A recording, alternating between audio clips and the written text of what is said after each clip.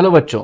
तो आज हम लोग बात करने वाले हैं सिलेबस के बारे में, क्योंकि सीबीएसई ने अपने सेशन 2024-25 क्लास 12th का सिलेबस इशू कर दिया है। और आज हम उसी के बारे में बात करेंगे। अकाउंटेंसी का सिलेबस, कौन से चैप्टर के क्वेश्चंस कितने नंबर के आएंगे, सिलेबस के अंदर क्या है, और इवन सिलेबस को डाउनलोड भी कैसे करना है।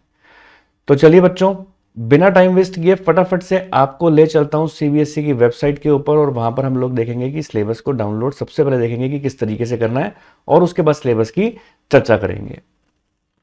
तो देखिए बच्चों, सबसे पहले तो आप लोगों को अपने गूगल के ऊपर जाकर टाइप करना है cbsc.nic.in। तो चलिए मेरे साथ साथ आप टाइप कर लीजिए cbse.nic.in। तो जैसे ही आप इसको ओपन करोगे तो ये तरीके की वेबसाइट ओपन हो जाएगी। यहाँ कई सारे ऑप्शंस आ रहे हैं, आप देख पा रहे हैं, जैसे मेन वेबसाइट, परीक्षा संगम, रिजल्ट्स, सरस, एकेडमिक वेबसाइट, ठीक है, और प्रशिक्षण त्रिवेणी। तो आपको किसके ऊपर जाना है? एकेडमिक वेबसाइट के ऊपर। एकेडमिक वेबसाइट पर जाके इस तरीके का जो लेआउट खुलता है, वहां पर ऊपर आ रहा है ना क्यूरिकुलम, वहां पर जाके आप 24-25 का आप ओपन करेंगे तो यहाँ पर क्लास 10th का भी मिल जाएगा, क्लास 12th का भी मिल जाएगा, जो सीनियर सेकेंडरी लिखा हुआ है। ठीक है जी। तो यहाँ पर जाके आपको क्या काम करना है, यहाँ पर जाके आपको क्लिक करना है। यहाँ पर जाके, तो यहाँ पर जाके जब आप क्लिक करेंगे तो यहाँ पर देखिए लिखा हुआ है ना एकेडमिक इलेक्टिव्स। यहाँ पर आपको सभी सब्जेक्ट का मिल जाएगा, चाहे फिर अकाउंटेंसी का है या बिजनेस स्टडीज का है, नीचे इकोनॉमिक्स का है, या अदर किसी सब्जेक्ट का है। तो आप अकाउंटेंसी पे क्लिक करेंगे तो इस तरीके से ये सिलेबस आपका ओपन हो जाएगा। यहाँ पर आपको ये सिलेबस 11th वालों का भी मिल रहा है और 12th का वालों का भी आपको पूरा दे रखा है। हाल फिलहाल इस वीडियो के अंदर हम चर्चा करेंगे 12th क्लास के सिलेबस की। तो चलिए देखते हैं। तो देखिए बच्चों, ये है आपका सिलेबस क्लास 12th का। और अगर हम बात करते हैं तो देखो, पूरा सिलेबस में अगर मैं आपसे बात लेके चलूँ तो देखिए ये आपका टोटल आएगा 100 मार्क्स का पेपर, जिसमें से 80 मार्क्स का पेपर आपको देकर आना है, 20 मार्क्स का प्रोजेक्ट होगा। ठीक है। अब इसके अंदर अब आप ये देख सकते हैं कि आपका जो पूरा पेपर है, पूरा अकाउंटेंसी का जो पेपर है, वो कितने तरीके से किस बाइफरकेशन में आता है। पार्ट ए, पार्ट बी, ये रहता है आपका। जो 80 मार्क्स का पेपर होगा वो पार्ट ए और पार्ट बी में होगा। 20 मार्क्स का तो प्रोजेक्ट है। तो प्रोजेक्ट को तो अपन एक तरफ कर देते हैं, इसमें तो आपकी स्कूल की टीचर भी आपका हेल्प कर देगी, और इसको अपन एक तरफ कर देते हैं। अब हम बात करेंगे प्रोजेक्ट को छोड़ करके ये पार्ट ए की। तो पार्ट ए के अंदर देखिए आपके है पार्टनरशिप। सबसे पहली यूनिट का नाम क्या है? पार्टनरशिप। बेसिकली देखो, ये दो यूनिट है, एक है पार्टनरशिप, एक है कंपनी, पार्ट ए के अंदर। तो पार्ट ए में जो पार्टनरशिप है उसके अंदर करीब करीब आपको इसमें चैप्टर मिल जाएंगे 8 चैप्टर्स। ठीक है। और कंपनी के अंदर आपको क्या चीज पढ़नी है, कितने चैप्टर पढ़ने हैं? 2 चैप्टर पढ़ने हैं। ठीक है। तो देखिए किस तरीके का रेशियो है जो हमें ध्यान रखना है कि 8 चैप्टर्स के लिए तो हमें 36 नंबर के लिए हमें 8 चैप्टर प्रिपेयर करने हैं। और अगर मोटा मोटी बात करूं तो कंपनी के लिए केवल 2 चैप्टर के लिए आपको 24 मार्क्स अलॉट किए गए हैं। तो यानी आप केवल 2 चैप्टर प्रिपेयर करके अपने 24 मार्क्स गेन कर सकते हैं, लेकिन यहां पर आपको 36 मार्क्स को गेन करने के लिए 8 चैप्टर्स पढ़ने पड़ेंगे। ठीक है। और काफी बड़ी यूनिट है पार्टनरशिप, तो इसमें आपको पढ़ने में थोड़ा टाइम भी लग सकता है। फिर आती है देखो बात यहां पर पार्ट बी के बारे में अगर मैं बात करूं। अच्छा देखिए, पार्ट ए आपके 60 मार्क्स को कवर कर गया। अब पार्ट बी के बारे में बात करता हूं तो फाइनेंशियल स्टेटमेंट एनालिसिस, जो आपकी बुक है, बुक नंबर 3। तो उस बुक नंबर 3 बुक्स है आपकी, तो बुक नंबर 3 के अंदर जी जाके आएगी 3rd यूनिट और 4th यूनिट।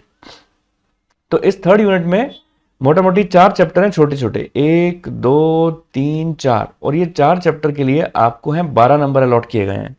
और यहां पर अगर आप देख सकते हैं तो कैश फ्लो स्टेटमेंट के लिए, यहां पर आप देख सकते हैं कि कैश फ्लो स्टेटमेंट के लिए आपके पास कितने हैं यहां पर मार्क्स? केवल कैश फ्लो स्टेटमेंट के लिए 8 मार्क्स हैं। तो इस तरीके से यहां पर 20 मार्क्स आपके जो है आप गेन कर सकते हैं। तो ऐसे 60 मार्क्स पार्ट ए के लिए और 20 मार्क्स पार्ट बी के लिए होगा। अब देखें तो डिटेल में देखें तो इनमें कौन चैप्टर्स कौन कौन से होंगे। हालांकि अभी आपकी जस्ट शुरुआत है, आपको बहुत ज्यादा नॉलेज नहीं होगी, लेकिन स्टिल मैं आपको एक बात बता देता हूं। पार्टनरशिप की जो यूनिट है उसके अंदर ये जो आप देख पा रहे हैं, यहां से लेकर यहां तक, ये यहां से यहां तक, ये पास एडजस्टमेंट तक, यहां पर आपका फंडामेंटल ऑफ पार्टनरशिप करके जो चैप्टर है ये कवरअप हो जाएगा, फंडामेंटल ऑफ पार्टनरशिप। आप अपनी बुक में से देख सकते हो, आपके पास जो भी आपकी कोर्स बुक है उसके अंदर आप देख सकते हो फंडामेंटल ऑफ पार्टनरशिप यहाँ से कवरअप हो जाएगा। इसमें थ्योरी प्रैक्टिकल दोनों ही क्वेश्चंस आते हैं इसके अंदर। यहाँ पर ये जो आप गुडविल के बारे में पढ़ रहे हैं, यहाँ पर ये आपका chapter number 2 valuation of goodwill है, ठीक है। वैल्यूएशन ऑफ गुडविल ये चैप्टर नंबर 2 हो जाएगा यहाँ पर। और उसके बाद और अगर अपन नीचे चलते हैं, बाकी मैं डिटेल जो भी नए नए अपडेट आते चले जाएंगे इसके बारे में, जैसे जैसे आप ग्रेजुअली पढ़ेंगे वैसे वैसे मैं आपको, मेरे वीडियो से टच में रहिएगा, मैं जरूर आप लोगों को बताता रहूँगा। यहाँ पर देखिए changing in profit sharing ratio आपको चैप्टर नंबर 3 मिल जाएगा। एडमिशन चैप्टर नंबर 4, ये पार्टनरशिप के ही चैप्टर चल रहे हैं सारे।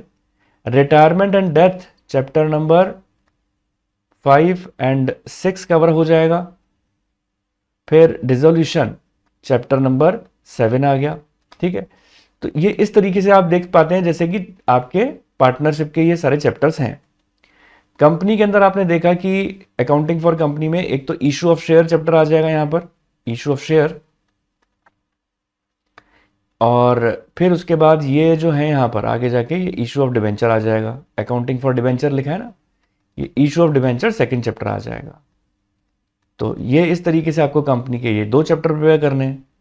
और आगे अगर अपन बढ़ते हैं तो ये जो आपको दिखाई दे रहा है फाइनेंशियल स्टेटमेंट एनालिसिस, तो यहाँ पर आपको ये छोटे छोटे चैप्टर्स हैं जो आपको ये कवरअप करने हैं, जिसमें ये शुरू के चैप्टर तो आपको फाइनेंशियल स्टेटमेंट ऑफ कंपनीज के बारे में बताया जाएगा।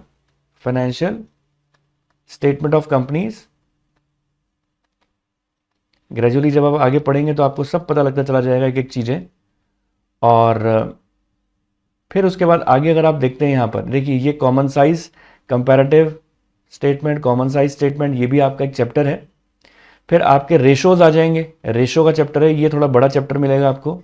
इसमें काफ़ी सारे रेशोज सिखाए जाएंगे आपको, लिक्विडिटी क्या है, सॉल्वेंसी क्या है, एक्टिविटी रेशो क्या है, प्रॉफिटेबिलिटी रेशो क्या है। और फिर आखिरी चैप्टर आपका कैश फ्लो स्टेटमेंट आ जाएगा। तो अगर मैं मोर और लेस बात करूं तो जो कोर्स कंटेंट पिछले साल था वही आपका सिलेबस अभी भी है। एज सच सिलेबस में कोई चेंजेस नहीं है। लेकिन हाँ, अगर मैं आपको ये बात करता हूं तो सीबीएसई ने एक सिनेरियो आपको यहाँ पर दिया है कि किस तरीके का एग्जाम के अंदर पेपर कैसा आएगा, पेपर का सिस्टम क्या रहेगा। सजेस्टिव क्वेश्चन पेपर डिजाइन आपको करके दिया गया है। तो ये देखिए इसमें बेसिकली 3 तरीके के आपके क्वेश्चंस आपसे पूछे जाएंगे। एक तो है रिमेंबर और अंडरस्टैंडिंग वाले, एक है अप्लाइंग वाले, और एक है एनालाइजिंग वाले। तो देखिए रिमेंबर एंड अंडरस्टैंडिंग वाले क्वेश्चन 44 मार्क्स के इस तरीके से आएंगे, जिसे आप कह सकते हो कि ये इजी लेवल के क्वेश्चंस होते हैं। तो जिसकी परसेंटेज में अगर मैं बात करूं तो 55% के क्वेश्चंस ऐसे आएंगे जो इजी लेवल के होंगे। अप्लाइंग लेवल के ऐसे होते हैं क्वेश्चन जो इजी टू टफ लेवल के होते हैं, ठीक है। तो इजी टू टफ लेवल के आपके 19 मार्क्स के आएंगे। इसकी परसेंटेज है करीबन 23.75%, यानी नियर टू 24% के आसपास। और थोड़े टफ लेवल के क्वेश्चन जिसमें आपकी कंसेप्चुअल स्टडी देखी जाएगी वो 17 मार्क्स के आएंगे, और जिसकी परसेंटेज अगर मैं चेक करूं तो 21.25% के पूछे जाएंगे। तो जैसे कि आप देख सकते हो, देखो क्वेश्चन पेपर जो आपका आएगा जिसके अंदर क्वेश्चंस होंगे वो क्वेश्चंस आपके एमसीक्यूज भी होंगे, केस बेस्ड क्वेश्चंस भी होंगे, है ना। और मैच द फॉलोइंग भी हो सकते हैं क्वेश्चंस आपके, और फिल अप द ब्लैंक्स वाले भी हो सकते हैं, मिसिंग फिगर वाले भी हो सकते हैं, और बड़े क्वेश्चंस भी हो सकते हैं। यानी क्वेश्चन की सभी तरीके की वैरायटी आपको नजर आएगी। तो हाँ, मैं आपको ये बात बोलना चाहूंगा कि क्वेश्चंस आपको देखो तभी अच्छे तरीके से आप उसको हैंडल कर पाओगे जब आपकी कंसेप्चुअल स्टडी अच्छी होगी, है ना। आप देखो, आपको अगर कंसेप्चुअल स्टडी अगर आप अच्छी करना चाहते हो, आपको चिंता करने की बात नहीं है। आप चाहें, देखो बच्चों, आप चाहो तो आप हमारी क्लासेस ज्वाइन कर सकते हो। हमारी क्लासेस ज्वाइन करके आप अपनी अच्छे से अच्छी तैयारी, कंसेप्चुअल स्टडी आप कर सकते हो घर बैठे हुए। आपको किसी तरीके की कोई चिंता करने की जरूरत नहीं है। एक एक कंसेप्ट सीबीएसई का जो आपके एग्जाम ओरिएंटेड जरूरी है वो सारे टॉपिक्स में कवर करता हुआ चलता हूं। बहुत ही धीरे धीरे एक एक चीज़ों की पढ़ाई करते हुए, एक एक चीज़ की स्टडी करते हुए चलते हैं, क्योंकि मैं तीनों सब्जेक्ट मैं ही पढ़ा रहा हूँ, accounts, economics and business studies. घर बैठ के बढ़िया तैयारी करने के लिए अगर आप चाहते हैं डेमो क्लास लेना तो स्क्रीन पर दिए नंबर पर आप मुझे कॉल करके अपना डेमो क्लास भी बुक कर सकते हैं। तो बिना देरी किए देखें कि किस तरीके से डिजिटल बोर्ड के ऊपर हम अपने बढ़िया से बढ़िया तैयारी करते हैं, क्योंकि आफ्टर द क्लास आपको उसकी रिकॉर्डिंग्स भी मिल जाती हैं। तो उम्मीद करता हूं कि आपको सिलेबस का सारा सिनेरियो समझ में आया होगा और सारे पॉइंट अच्छी तरीके से क्लियर हुए होंगे। अभी तक चैनल को सब्सक्राइब नहीं किया तो फटाफट से चैनल को सब्सक्राइब कर दें, क्योंकि आने वाले समय में कोई भी सीबीएसई से लिंकअप अगर कोई भी अपडेशन आएगा तो डेफिनेटली मेरे वीडियो से आपको नोटिफिकेशन आ जाएगा और उसके माध्यम से आपको समझ में आ जाएगा कि किस तरीके से कोई नया अपडेशन अगर आया है तो किस तरीके से अपन को उसको देखना है, कैसे हैंडल करना है। और किसी भी तरीके का अगर आपको मान के चलिए कोई अपडेशन है सीए से लिंकअप, आपके आगे के करियर से लिंकअप, तो भी आपको मेरे वीडियो के माध्यम से सारी चीज़ें अच्छे तरीके से पता लगती रहेंगी। तो उम्मीद करता हूं मेरा वीडियो पसंद आया होगा। पसंद आया तो लाइक शेयर सब्सक्राइब अपने फ्रेंड सर्कल के साथ कर दें। मिलते हैं अपने नेक्स्ट वीडियो के साथ, तब तक के लिए ओके, टाटा, बाय बाय।